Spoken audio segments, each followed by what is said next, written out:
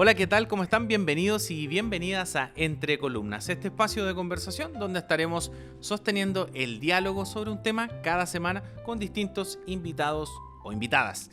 En este capítulo estaremos conversando sobre el valor del trabajo doméstico y los cuidados no remunerados, el significado simbólico que tiene avanzar en equidad, en fraternidad y apoyar a quienes lo ejercen y cómo también potenciar el Sistema Nacional de Cuidados que podría generar mayor bienestar en nuestra sociedad.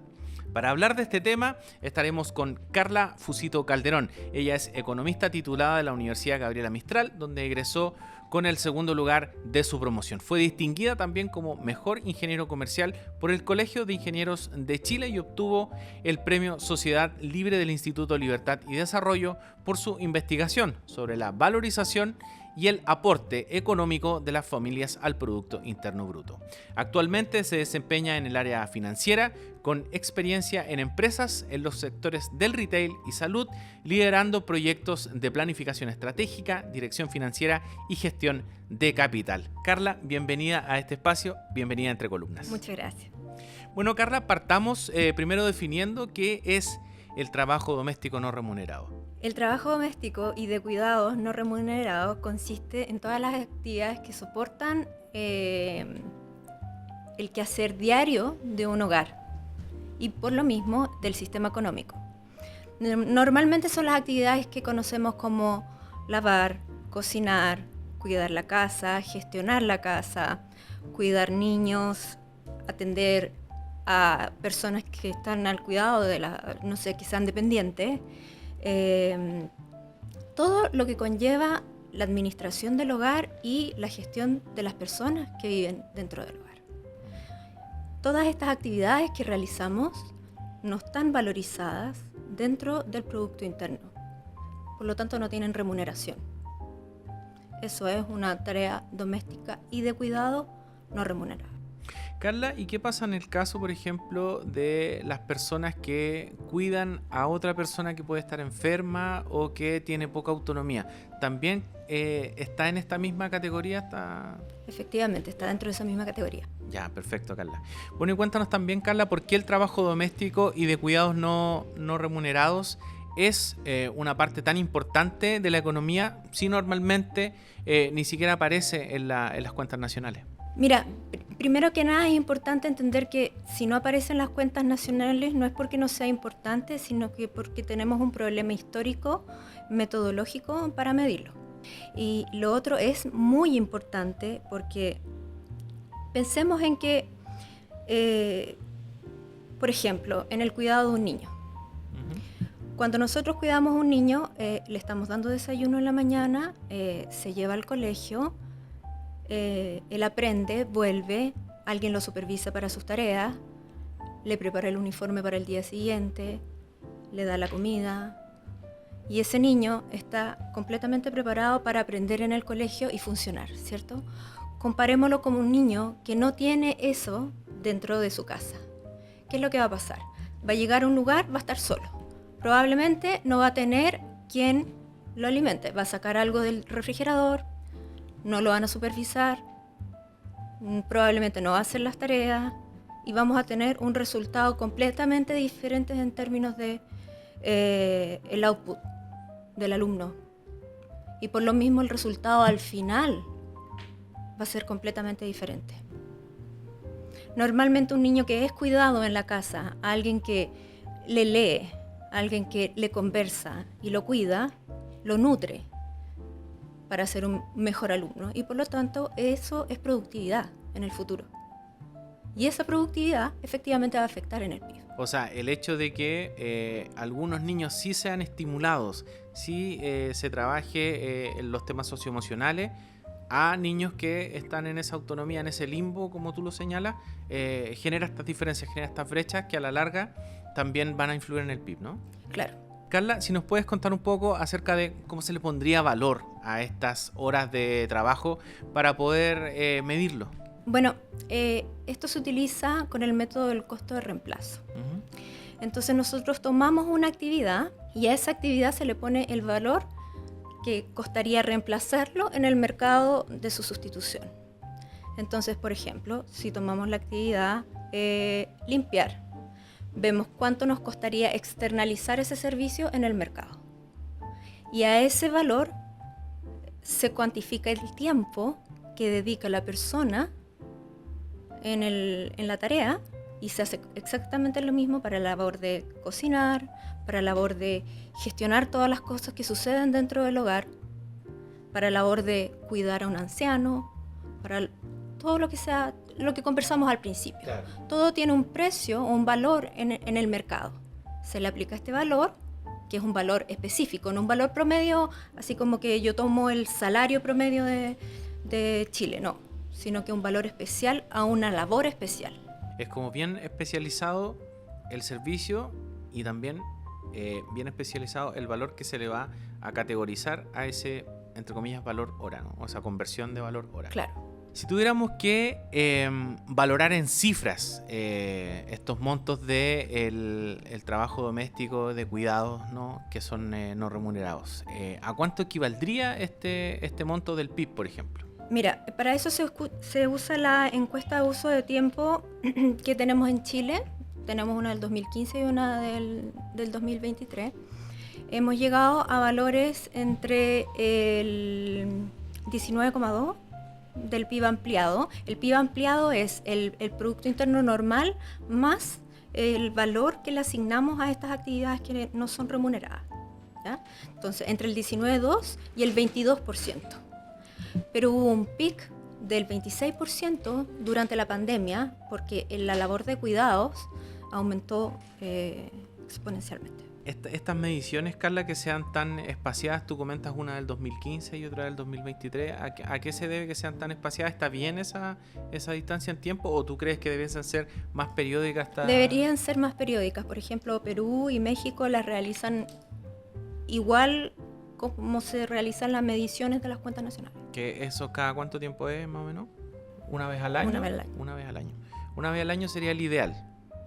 ¿Y eso tú crees que vaya a pasar en Chile? Porque si tienes solamente 2 mediciones con una distancia de 8 años, ¿crees que en algún momento se reduzca a 4, a 2, no sé? Es que, mira, en realidad con el uso del tiempo, yo creo que convendría hacerlo según vamos viendo que haya avances tecnológicos que permitan generar brechas significativas para que ese uso del tiempo se vea afectado. O sea, un ejercicio de eficiencia en el fondo, para disminuir el gasto que se genere en hacer la encuesta del uso del tiempo. Ya, perfecto. Y como los datos de empleo y de precios de mercado están siempre disponibles, entonces se podría hacer encuestas de uso de tiempo periódicas, pero valorarlas a las cuentas nacionales anuales. Ah, perfecto. Y ahí sí se podría hacer más, con menos espacio entre Con una y menos otra. espacio, Claro. sí. ¿De qué manera crees tú, Carla, que estas brechas de tiempo entre mujeres y hombres en el trabajo doméstico y de cuidados no remunerados van impactando también en la participación laboral femenina y finalmente la productividad nacional? Esto es súper importante. Las mujeres hacen entre 2 y 3 veces más de trabajo doméstico no remunerado que los hombres. Eso es histórico y yo creo que nadie puede pensar algo distinto. El tema es que eso precariza el acceso al mercado laboral de la mujer, porque no puede tener una jornada laboral completa. A veces no la puede tener ni siquiera a media jornada, porque si tiene personas a su cuidado que necesitan permanente atención, no va a poder ingresar al mercado laboral ni siquiera por corto tiempo. Entonces eso afecta la oferta de trabajo femenino y además genera un tema previsional muy importante, porque al no ser remuneradas no tienen previsión. ¿Qué implicancias tendría la incorporación de una cuenta satélite del trabajo no remunerado para el diseño de políticas públicas o para la medición del desarrollo en Chile? O sea, si lo pudiéramos incluir y lo tuviéramos como cuenta satélite, nos permitiría llegar más con sustento a solicitar políticas públicas que nos permitieran, por ejemplo, esta es una idea, Ujú. tú sabes que está muy relacionado con la política, generar un suplemento a las personas que se quedan haciendo cuidado previsional. O generar otro tipo de incentivos para que las personas que se queden en la casa, mientras esto está muy activo, que es el periodo donde los niños son pequeños, ellas tengan acceso a cursos o a prepararse para un posible emprendimiento una vez que no sea tan intensivo. Claro, una vez que los niños sean más grandes, Claro. tengan mayor grado de autonomía. Entonces ellas puedan generar recursos luego, de modo que su última parte sea más rentable y puedan tener más recursos. Si tuviésemos que pensar en el trabajo doméstico y de cuidados no remunerados, que está asociado también a las cuidadoras mujeres, a las madres que cuidan a sus hijos, a las hijas que cuidan a sus padres mayores o que también cuidan personas con alguna enfermedad o con poca autonomía. ¿Qué tan alta es esta brecha de género y cómo podemos disminuirla? Porque tú nos comentabas hace un momento estas cifras, ¿no? Que las mujeres están en un porcentaje mucho más alto cuidando que un hombre. ¿Cómo se podrían disminuir esta brecha? Bueno, mira, es significativa porque las mujeres aportan más del 65% del valor del trabajo no remunerado. Aquí hay un tema bastante como de cambio cultural, porque las tareas se tienen que empezar a diversificar entre mujer, hombre, pero es una cosa más de consenso, porque no es algo que tú puedas obligar.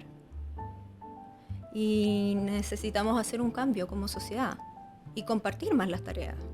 Yo creo que vamos hacia allá, de todas formas, pero es un cambio cultural largo. Y requiere corresponsabilidad masculina, Sí, claro. apoyo. ¿Y tú te imaginas, Carla, que en nuestra sociedad, por ejemplo, avanzando hacia allá, como tú lo comentas, un hombre, por ejemplo, pueda tener algunas horas de estas horas de su trabajo, un par de horas para dedicarse a estar en la casa, a mantener la casa, a cuidar a sus hijos, a meterse más en la corresponsabilidad? ¿Te imaginas eso? ¿Cómo lo ves? ¿Qué debiese pasar en el mercado o en las políticas públicas para que fuéramos avanzando de manera más fácil hacia allá? Mira, si te soy sincera, yo creo que ese par de horas lo tienen y lo usan. Yo creo que lo usan. A veces no tanto, pero de que tienen el tiempo, lo tienen. Me parece que lo que se debe generar es corresponsabilidad. O sea, yo creo que ambos se tienen que sentir igualmente responsables de las tareas que tienen que hacer en forma conjunta por los niños, por ejemplo. Claro. O por la gestión del hogar y Claro. las tareas tan básicas como ir al supermercado o cosas que son gastadoras de tiempo. Y en este momento está todo muy centralizado en la mujer, las que gastan más tiempo. Carla, una de las cosas que también aquí es muy heavy es lo que tú comentas respecto de la cultura. O sea, Sí. somos una cultura todavía muy, muy machista, en Chile al menos. Tiene que ver también con Latinoamérica. Latinoamérica es muy machista. Tal vez incluso Chile no sea de los países más machistas de Latinoamérica. Efectivamente. Pero ahí hay un tema.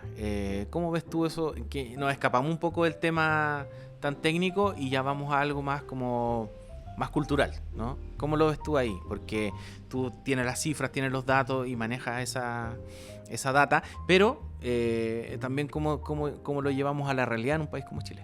Yo creo que además de la corresponsabilidad masculina se requiere que las mujeres en general seamos más conscientes de que es una labor compartida, porque siento que muchas mujeres asumen la carga pensando que es exclusiva de ellas, normalmente la de los niños. Claro. Y es un tema cultural pesado y sacarse eso de encima requiere un trabajo importante. Porque claro, tú le puedes decir a un papá, oye, yo necesito más apoyo, y te aseguro que normalmente te va a decir ok. Pero también se necesita que la otra parte libere. Claro, que suelte tareas y Que le diga, suelte esta va a ser tareas, tu tarea. que suelte tareas confiando en que el otro también lo va a hacer bien. porque hay muchas personas que creen que nadie lo va a hacer mejor. Ah, claro. Entonces es un tema cultural y compartido, o sea, no es que los hombres no quieran hacer las cosas, también hay un componente de mujeres que no sueltan. Claro. O sea, hay una combinación. Pero eso se debe también a que pueden pensar ellas, no sé, estamos en el plano de la especulación, de que él podría fallar, de que se lo puede tomar a la ligera, de que le puede pasar algo al niño, a la niña. Están esas variables también, po. Y esas variables ahí, bueno, uno mucho no puede controlar porque No, claro. cada familia es un mundo y bueno, ahí quien mejor lo puede evaluar es la mamá. ¿Tú crees que no se puede hacer nada? O sea, me refiero a política pública, incentivos. ¿Hay algo que se pudiera hacer o es muy cerrado como para llegar hasta ahí? Como para que lleguemos hasta el corazón del hogar, digamos. Yo creo que campañas como las que se hacen. Campañas comunicacionales. Sí, Ese sería un... las campañas comunicacionales yo creo que es un buen paso. Claro. Porque en la medida que se van metiendo en la cabeza de las personas, se va generando este cambio cultural. Se va generando el cambio. Y yo creo que es la única forma de llegar sin imponer. Claro. Porque el cambio tiene que generarse de adentro. Tiene que ser orgánico. Sí. Tú tienes que estar convencida que realmente ese es el camino. Nadie te puede obligar a que lo tomes, como claro. política pública. Entonces, en el fondo, una campaña, yo creo que es lo mejor. Carla, ¿cuál crees tú que son las externalidades positivas que va aportando el trabajo doméstico y de cuidados no remunerados a la sociedad y también a la economía del país? O sea, son muchísimas, porque todo lo que se realiza dentro de la casa que no es remunerado, primero hay una economía dentro del presupuesto familiar, porque si no hay alguien que lo haga, hay que conseguirse alguien que realice la labor y hay que pagarla. O sea, eso sale del presupuesto familiar, esa primera externalidad. La segunda es que tú generas no insumos, pero las personas salen mejor preparadas para el mercado laboral y por lo mismo son más productivas y a largo plazo generan más producto interno, independiente de la labor donde estén. Y aunque lo que haya sucedido en la familia todo ese tiempo no haya sido remunerado. Y además genera individuos sanos. Carla, hace un tiempo que los gobiernos, distintos gobiernos, han ido impulsando un sistema nacional de cuidado. Este último gobierno le ha dado un poco más de no sé si lo ha acelerado el tema o ha ido generando una estructura un poco más grande, pero está este sistema nacional de cuidados que está metido un poco en el Ministerio de Desarrollo Social. También una carga la tiene en términos políticos el Ministerio de Mujer y Equidad de Género, y ahí se han estado dando algunas políticas respecto de este Sistema Nacional de Cuidado. Incluso hay una credencial para personas que son cuidadoras y un par de cosas más que no las tengo tan a la mano, así el dato específico. ¿Tú crees que eso es suficiente o que es un paso para algo mayor? ¿Cómo observas esta política nacional de cuidado y cómo también se podría ir ampliando? O sea, yo creo que es una excelente iniciativa. Creo que estamos en la etapa inicial, entonces hay que bajar esto. Ya, perfecto. Para que ya le llegue a las personas. Estamos como en la estructura y viendo qué beneficios entregar, pero falta que llegue. Cuando llegue ya podríamos evaluar la efectividad. Considerando que la labor de cuidados es un 25% aproximadamente del tiempo que se gasta en total en el trabajo no remunerado dentro del hogar, también habría que considerar el resto del 75%. O sea, yo creo que hay que complementarlo con algo más, que podría ser lo que yo te había mencionado de generar actividades para que mientras están cuidando o mientras están haciendo otras labores, tengan incentivos para capacitarse para hacer luego un emprendimiento cuando tengan el tiempo disponible o infinidad de cosas asociadas, por ejemplo, a previsión. Y también, Carla, algunas cosas que tengan que ver con facilidades para insertarlas en el mundo laboral, en alguna empresa. También puede ser otra otras políticas, ¿no? Que no sé si vengan del gobierno o pudiesen consensuarse tal vez con el mundo privado. O sea, yo no soy tan pro como que forzar las relaciones laborales. Ya, ok. Prefiero que esté la persona preparada para ofrecer sus servicios y que en la medida que sus servicios sean demandados pueda genera ese link, ese empleo. O sea, claro, o en ese la medida ingreso. que se demanden sus servicios. Claro. O sea, siempre uno va a poder encontrar un trabajo si es que ofrece un buen servicio. Carla, ¿y qué otras políticas públicas debieran de impulsarse para que se reconozcan, se redistribuyan y se remuneren los cuidados? O sea, lo primero es que tenemos que medirlo y que esté incluido dentro de las cuentas nacionales a través de la cuenta satélite, como lo hacen otros países latinoamericanos. Teniendo eso claro, el